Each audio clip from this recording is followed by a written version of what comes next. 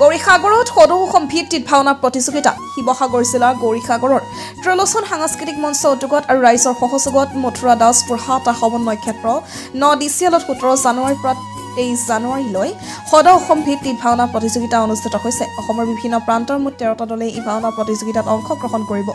4টা দলক পুৰস্কৃত কৰাৰ লগতে মুঠ 31টা পুৰস্কাৰ ব্যৱস্থা কৰিছে আয়োজক সমিতিয়ে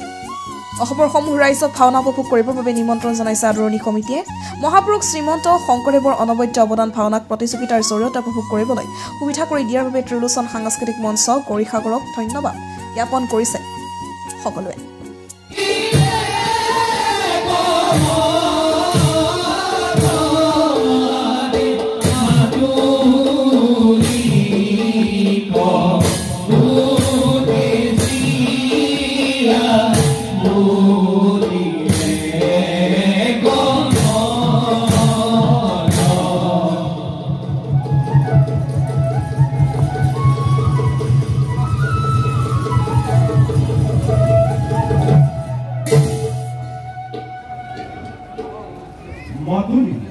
দেবৰাজ অমৰাবতী ৰথপতি আমি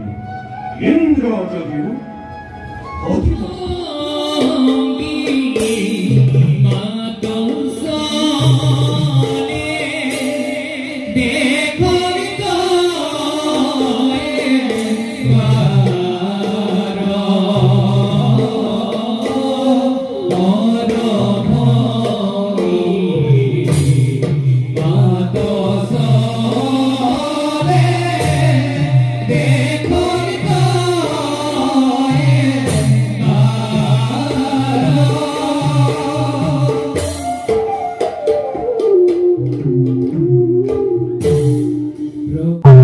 সাংস্কৃতিক মঞ্চ গৌৰীসাগৰ উদ্যোগত ৰাইজৰ সহযোগত মথুৰা দাস প্ৰহাতা সমন্বয় ক্ষেত্ৰত আজিৰ পৰা আমি 7 দিনীয়া কাৰ্যসূচীৰে সদৌ অসম ভিত্তিত ভাওনা প্ৰতিযোগিতা অনুষ্ঠিত কৰিছো আমাৰ দিনৰ ভাগৰ বিভিন্ন কাৰ্যসূচী অন্তত ইতিমধ্যে আমাৰ আজি প্ৰথম দিনা প্ৰথম ভাগিন আৰম্ভ হৈ গৈছে প্ৰথম ভাগিন মঞ্চস্থ কৰি আছে শ্যামকুণ্ড নাট্যগোষ্ঠী বগীদল শিৱসাগৰে আমাৰ এই 7টা দিনা